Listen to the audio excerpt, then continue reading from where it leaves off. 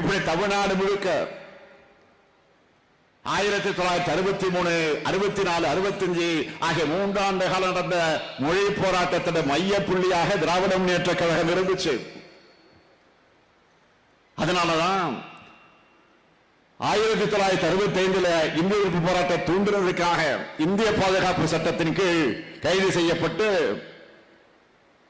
தலைவர் கலைஞர் அவர்களை பாளையங்கோட்டைகளை தலைமைச் செயலை கொண்டு அழைத்து வைத்தார்கள். இந்த 3வது மொழி போர்க்களத்தில் ஏராளமான கழக தொண்டர்களும் மொழி உணர்வாளர்களும் தங்களுடைய உயிரை கொடுத்து போராடினாங்க. கீழப்பூர் சின்னசாமி, கோடம்பாக்கம் சிவலிங்கம், விருகம்பாக்கம் அரங்கநாதன், கீரனூர் முத்து, ஐயம்பாளையம் ஆசிரியர் வீரப்பன், சத்தியமங்கலம் முத்து, மயிலாடுதுறை சாரங்கவாணி, சிவகங்கை மாணவர் ராஜேந்திரன், விராலிமலை சண்முகம், பீளமேடு தண்டபாணி ஏராளமான வீரர்கள் இந்த போர்க்களத்தில் தங்களுடைய உயிரை கொடுத்தாங்க. இந்த தியாகிகள் தான் தமிழ் தாயினுடைய தலைப்பிள்ளைகள், தியாகத்துடைய திருவுருவங்கள். இந்திய எதிர்ப்பு போர் குறித்து தலைவர் கலைஞர் சொன்னது என்ன தெரியுமா? இது இன உரிமை போர், ஏகாதிபத்திய எதிர்ப்பு போர்னு முழங்கினார். அதாவது நாம நடத்துற இந்திக்கு எதிரான போருங்கிறது ஏதோ ஒரு மொழிக்கு எதிரான போர் இல்ல, நம்ம பண்பாட்டை காக்கிற போர். இப்படி மொழியை காக்க போராடின நம்முடைய கழக ஆட்சி 1967 அமைஞ்ச பிறகுதான் தமிழ்நாட்டை இருமொழி கொள்கை கொண்ட மாநிலமாக நாம பாதுகாத்தோம். அதுக்கு சிக்கலை உருவாக்கத்தான் மும்மொழி திட்டத்தை கொண்டு வர பார்க்கிறாங்க. தேசிய கல்விக் கொள்கையை கொண்டு வர்றது இந்தியையும் சமஸ்கிருதத்தையும் நம்ம மேல திரிக்கிறாங்க என்ற அடிப்படையில் தான். இப்படி நாம் எத்தனையோ மொழி திணிப்புகளையோ பண்பாட்டு திணிப்புகளையோ கடந்துதான் வந்திருக்கிறோம். டி.ஆர். பாலு சொன்னாரு, இப்போ கூட 5300 ஆண்டுகளுக்கு முன்னையே இரும்பு தொழில்நுட்பம் இருந்த உலகின் தொன்மையான பண்பாடு நாகரிகமும் தமிழ்நாட்டில் இருந்திருக்குன்னு நாம் ஆய்வுபூர்வமா நிறுவி இருக்கிறோம். இந்த கண்டுபிடிப்பு நாம் வாழுகிற காலத்தில், அதுவும் நான் ஆளுகிற காலத்தில் நிகழ்ந்திருக்கிறது என்பது பெரும் மகிழ்ச்சிக்குரிய என்னை உள்ள அன்போடு கொடுத்துக் கொண்டிருக்கிறது. ஆனா இந்த அறிவுபூர்வமான ஆய்வு முடிவுகளை கூட சிலரால் ஏற்றுக்க முடியல. அதுக்கான காரணத்தை நான் சொல்லித்தான் தெரியணுமா என்ன? இப்படிப்பட்ட தொழில் சமூகமான தமிழ் சமூகம் மேல ஆரிய மொழியை நேரடியாக திணிக்க முடியலன்னு பள்ளிகள் மூலமா, பல்கலைக்கழகம் மூலமா திணிக்க நினைக்கிறாங்க. மாநில அரசு நிதியால, தமிழ்நாட்டு மக்களுடைய உழைப்பால உருவாக்கப்பட்ட பல்கலைக்கழகங்களுக்கு துணைவேந்தரை மட்டும் ஆள் நியமிப்பாரா? நான் கேட்க விரும்பும்போது, உயர்கல்வி நிறுவனங்களை உருவாக்க நிலம் கொடுத்து அதை வார்த்தெடுத்து வளர்த்தெடுத்து கட்டடங்களை கட்டி பேராசிரியர்களுக்கு சம்பளம் வழங்குகிற எங்களுக்கு பல்கலைக்கழக வேந்தரை நியமிக்க தெரியாதா? ஏன் மக்களால் தேர்ந்தெடுக்கப்பட்ட முதலமைச்சர் வேந்தராக இருக்கக்கூடாது? அண்மையில் யுஜிசி வரவு நெறிமுறைகளை கொண்டு வந்திருக்கிறாங்க. அதை திரும்ப பெறணும்னு நாட்டிலே முதல் முறையா நாம தான் சட்டமன்றத்தில் தீர்மானம் கொண்டு வந்தோம். மாண்புமிகு ஒன்றிய கல்வி அமைச்சர் தர்மேந்திர பிரதானுக்கு நான் கடிதம் எழுதியிருக்கிறேன். அதோட தொடர்ச்சியாகத்தான் தமிழ்நாடு சட்டமன்றத்தில் தீர்மானம் நிறைவேற்றணும். நாம நிறைவேற்றின மாதிரி உங்க மாநில சட்டமன்றத்தில் தீர்மானம் நிறைவேற்றுங்கன்னு இந்தியா கூட்டணி ஆளக்கூடிய மாநில முதலமைச்சர்களுக்கு நான் கடிதம் எழுதினேன். தமிழ்நாட்டை தொடர்ந்து கேரள சட்டமன்றத்தில் இப்போ தீர்மானம் நிறைவேற்றி இருக்கிறாங்க. கர்நாடக அரசும் எதிர்த்துக் கொண்டிருக்கிறது. பல்கலைக்கழகம் உருவாக்குறது மாநிலங்கள். அப்ப பல்கலைக்கழகங்கள் நிர்வகிக்கக்கூடிய வழிநடத்தக்கூடிய தலைமைக்கு அதிகாரம் மாநில அரசுகளுக்கு வேண்டாமா? அதாவது எதை செய்யணுமோ அதை செய்யாம, எதை செய்யக்கூடாதோ அதையெல்லாம் செய்கிறது ஒன்றிய அரசு. தமிழ்நாட்டுக்கு வர வேண்டிய இயற்கை பேரிடர் நிதிய, நிவாரண நிதிய தர மறுக்கிறாங்க. பள்ளி கல்வித்துறைக்கு தர வேண்டிய நிதியை தர மறுக்கிறாங்க. புதிய சிறப்பு திட்டங்கள் அறிவிக்க மறுக்கிறாங்க. ஒன்றிய நிதிநிலை அறிக்கையில தமிழ்நாடு என்ற பெயரே இல்லை. இப்படி சொல்லிக்கிட்டே போகலாம். இதையெல்லாம் செஞ்சிருக்கணும், ஆனா செய்யல. ஆனா எதை செய்யறாங்கன்னா, இந்தியை திணிப்பாங்க, சமஸ்கிருத பெயர்களை புகுத்துவாங்க, மாநில உரிமைகள்ல தலையிடுவாங்க, குடியுரிமை திருத்த சட்டம் கொண்டு வருவாங்க, நம்ம குழந்தைகளை பலி வாங்குவாங்க, அதற்காக நீட் நடத்துவாங்க, புதிய கல்விக் கொள்கையை புகுத்துவாங்க. இதுதான் பாஜக அரசினுடைய எதேச்சதிகாரம். ஒற்றை மதம்தான் இந்தியாவில் இருக்குன்னு பாஜக நினைக்குது. ஒற்றை மொழிதான் இருக்குன்னு நினைக்குது. இந்த அவங்க இந்தியனுடைய ஆதரவாளர்களா காமிச்சுக்கிறாங்க. ஆனா உண்மை என்ன?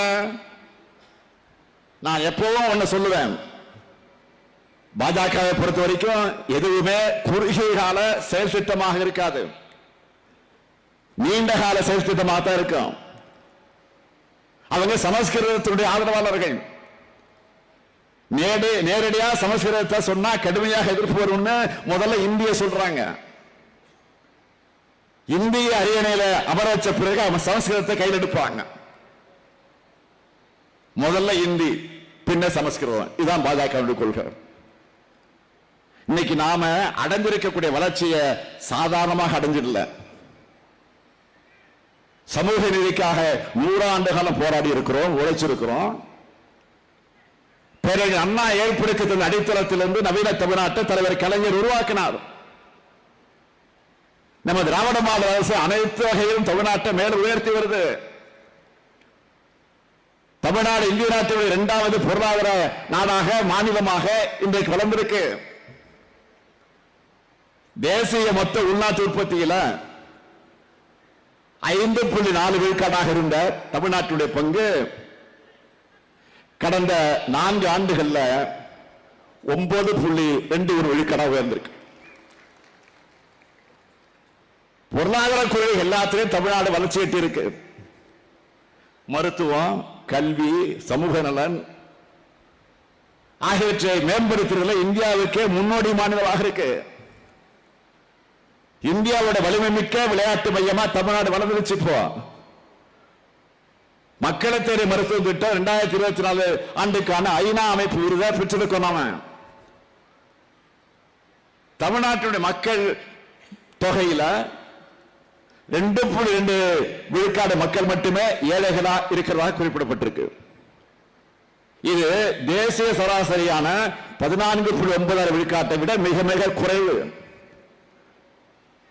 அடுத்த 2 ஆண்டுகள்ல வறுமையை முற்றிலுமாக ஒழிக்க முதலமைச்சரின் தாய்மானவர் திட்டத்தை அரசு தொடங்கி இருக்கு. தமிழ்நாடு அமைதியான மாநிலமாக இருக்கிற காரணத்தினாலதான் பணிபுரியும் பெண்கள் அதிகமாக இருக்கக்கூடிய மாநிலமாக தமிழ்நாடு இருக்கு. இந்திய நாட்டினுடைய மொத்த பெண் தொழில் பணியாளர்கள் 41 விழுக்காடு பெண்கள் தமிழ்நாட்டில் தான் இருக்காங்க. கடந்த 3 ஆண்டுகள்ல 10 லட்சம் கோடி ரூபாய்க்கு மேல தனியார் முதலீட்டு திட்டங்களை கொண்டு வந்து உறுதி செஞ்சிருக்கிறோம். இப்படி வானோக்கி வளர்ந்து வருகிறது தமிழ்நாடு. இந்த வளர்ச்சியை பல்வேறு ஆளுகை சக்திகள் விரும்பல. இந்த வளர்ச்சியை தடுக்க மாநில சுயாட்சியை சிதைக்கிறாங்க, கூட்டாட்சிக்கு வேட்டு வைக்கிறாங்க, இந்தி மொழிய எல்லா இடத்திலையும் ஆதிக்க மனப்பான்மையோடு திணிக்கிறாங்க, நிதியை தர மறுக்கிறாங்க. மொத்தத்தில் தமிழ்நாட்டின் மீது அரசியல், பொருளாதார, சமூக பண்பாட்டு படையெடுப்ப ஒன்றிய பாஜக அரசு நடத்திட்டு இருக்கு. அதுக்கு எதிராக திராவிட முன்னேற்ற கழகம் எந்த மிரட்டலுக்கும் அஞ்சாம போராடிக்கிட்டு இருக்கு. அதனாலதான் சொல்றேன், மொழிப்போர் இன்னும் முடியல, இன்னும் தொடர்ந்துட்டு தான் இருக்கு. எப்படி சொல்றேன்னா, ஒன்றிய அரசு பணிகளுக்கு இந்தி தெரியும்னு சொல்றது. பொதிகை தொலைக்காட்சி நிலையத்தில் இந்தி மாதம் கொண்டாடப்படுகிறது. அங்க தமிழ் தாய் வாழ்த்துல திராவிட நல் திருநாடும் என்று சொல்ல தவிர்த்துட்டு பாடுறாங்க. நம்ம நாடாளுமன்ற உறுப்பு அனுப்பக்கூடிய கடிதங்களுக்கெல்லாம் இந்தியில பதில் அனுப்பப்படுகிறது. அலுவல் மொழிக்கான நாடாளுமன்ற குழு அறிக்கையில ஐஐடி ஐஏஎம்ல பயிற்சி மொழியா இந்தி இருக்க வேண்டும் என்று பரிந்துரைக்குது. ஆக மொழி போர் இன்னமும் தொடர்ந்துட்டு தான் இருக்கு. மொழி சிதைந்தால் இனம் சிதையும், இனம் சிதைந்தால் நம்ம பண்பாடே சிதைஞ்சிடும், பண்பாடு சிதைந்தால் நம்முடைய அடையாளம் போயிடும், அடையாளம் போனா தமிழன் என்று சொல்லிக் கொள்ளக்கூடிய தகுதியை இழந்துடுவோம். தமிழன் என்ற தகுதியை இழந்தா நாம வாழ்ந்து பயனில்லை.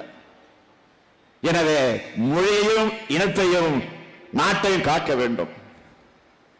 இந்த மூன்றையும் காக்கும் கழகத்தை காக்க வேண்டும். கழகம் உருவாக்கி ஆட்சியை காக்க வேண்டும். அன்னைக்கு மாணவர்களும் இளைஞர்களும் இணைந்து தமிழை காப்பாங்க. இன்னைக்கு அந்த மொழிப்போர் தியாகிகளுக்கு வீர வணக்கம் செலுத்துகிற இந்த மேடையிலிருந்து ஒரு முக்கியமான அறிவிப்பை நான் வெளியிட விரும்புகிறேன்.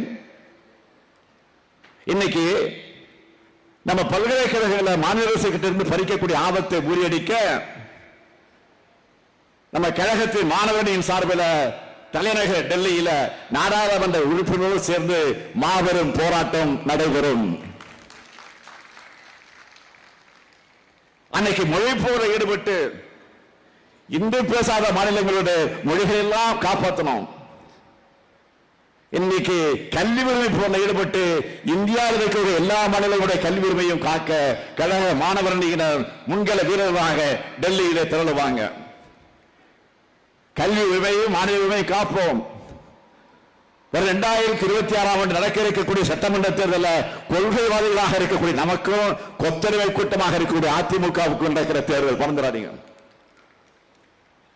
தமிழ்நாட்டை எல்லா வகையிலும் முன்னேற்றக்கூடிய திமுகவுக்கும் தமிழ்நாட்டை எல்லா வகையிலும் அடமானம் வச்ச அதிமுகவுக்கும் நடக்கிற தேர்தல் தான்.